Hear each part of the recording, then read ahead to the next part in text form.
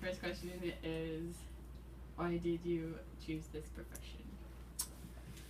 I chose this profession because when I was in high school, I was a good athlete. I played baseball and basketball.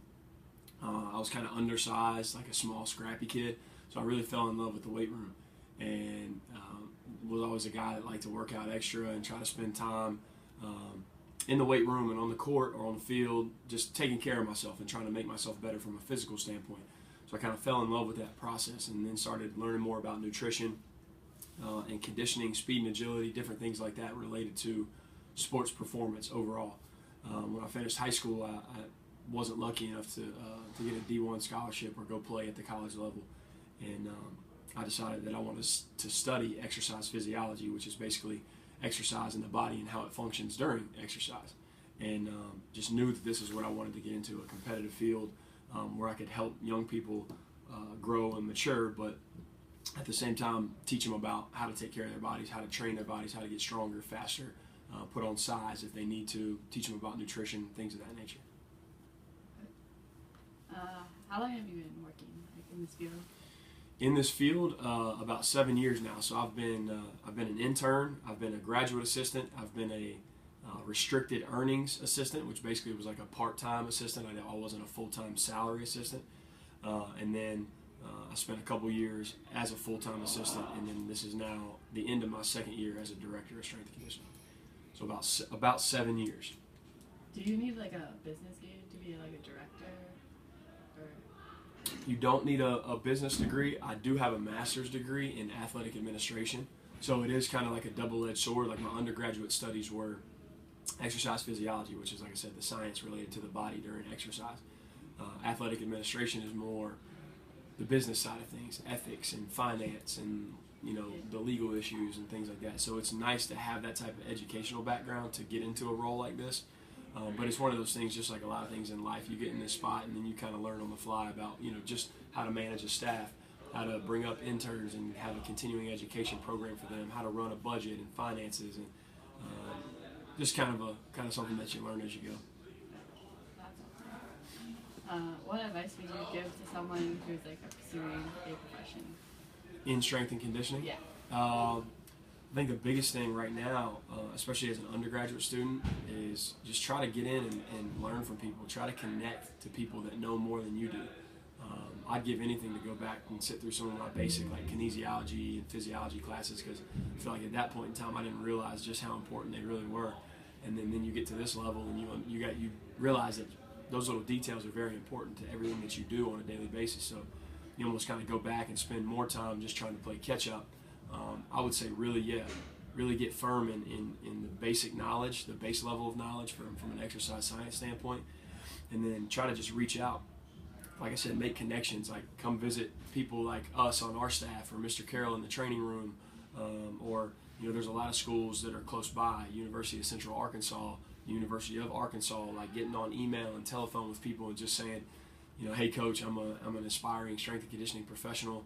I'd love to talk shop with you and learn about what you do in your program and why you do what you do. And I think that's a great way to start learning as an undergraduate student. And obviously work really hard. I think that's very important. Yeah. What's a typical day like? Typical day like? Today is definitely not a typical day. We have a bye tomorrow and we're in season. So today for us is like absolutely zero, which is very odd. It does not happen like that a lot. Some of the guys on my staff, they have a couple teams training through the day, but for football, like on an in-season day, I'll give you a Tuesday. That one's kind of more of a realistic day. Tuesday during in-season is like when we have our heavy lifts. So we'll do power clean, back squat, a dumbbell bench press variation, and some horizontal rowing with some auxiliary exercises at the end for hamstrings, core, and shoulder girdle. So it's kind of the big bang for your buck day. Obviously, in-season football is the priority. We want to really focus on the sport and the technical skills that football encompasses. But we do still need to lift weights at least once a week to make sure we can maintain, if not try to also gain a little bit of strength in season. So Tuesday morning, our first group starts at 6:30. We always set up the weight room floor so that it's ready to go for our guys 30 minutes before the lift. And I always like to be in the office an hour and a half before the first thing happens. So the first thing happens at 6. We start setting up. So I'm in the office most of the time by 4:30. That means at my house I'm up at 3:30. I'll get up, shower, have coffee, breakfast, kind of get moving, because you can't just like roll out of bed and be like, okay guys, here we go. It doesn't work like that in this job. So I like to get up, have some structure to my morning, get here by 4:30. That gives me some time to kind of get my thoughts together, get organized for the day, get all my sheets printed out and my coach's sheets printed out, get our injury list updated, and then we'll have groups. We'll set up at 6. We'll have groups at 6:30, 7:15, 8 o'clock, 8:45, and 9:30. We'll literally just roll right through the morning.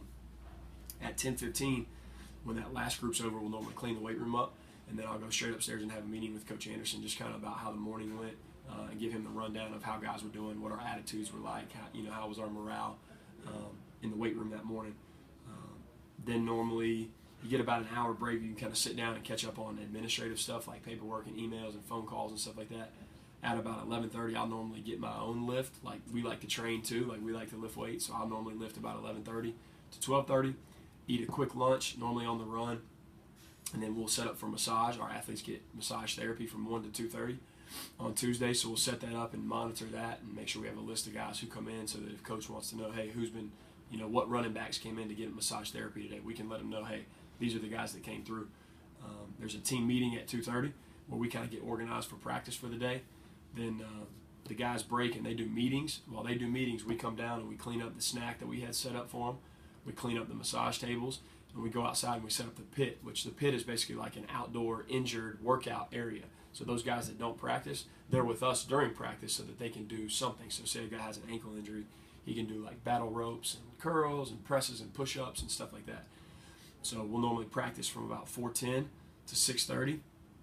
Tuesday night is always my night to check training table, which is basically a nutritional line for our athletes in the cafeteria that just has a kind of some different options for them, but they're good choices. It's good food for their body without having to put them in the caf and say, all right, there's tater tots and hamburgers and stuff out there that you probably don't need.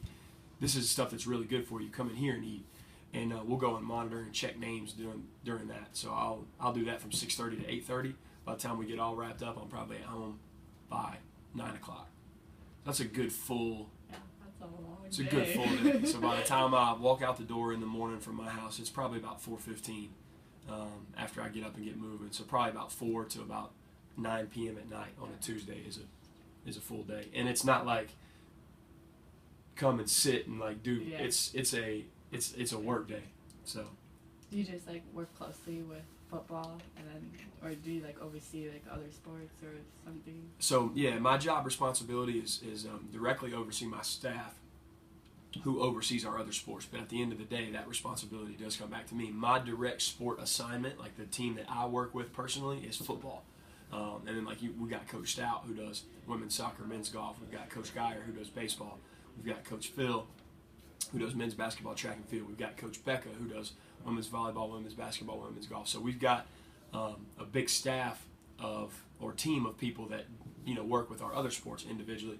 But ultimately, at the end of the day, I'm the one that has to kind of assign them and oversee them and make sure everything's going well. But we've got a great staff, and I don't have to spend too much time worrying about how good of a job they do, because they're pretty good. Yeah. Do you have to like work with other departments?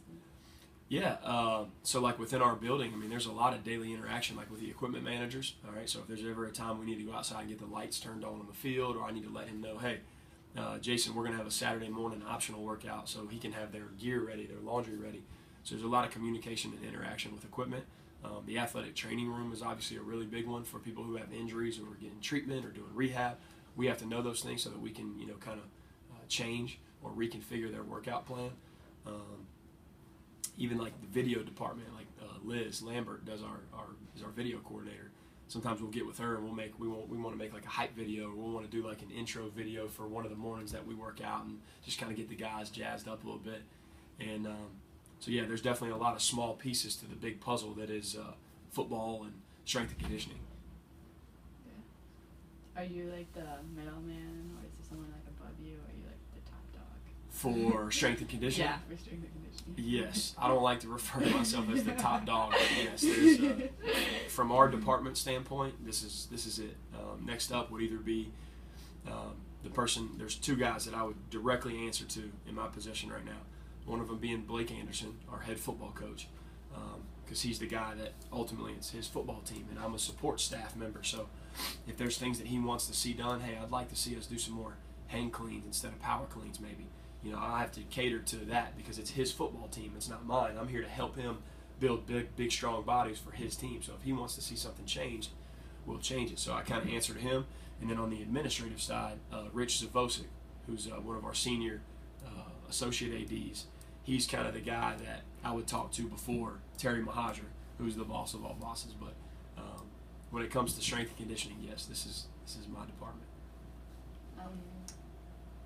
What are the biggest challenges that you say you face on a regular daily basis?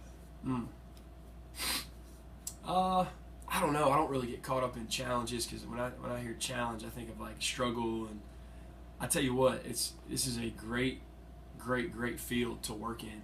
I mean, being able to be around young people who are competitive in their sport, and obviously getting to do what we do. I mean, we get to lift weights and run with people and just exercise and get healthy and take care of ourselves and be resilient to injury. And there's just so many benefits.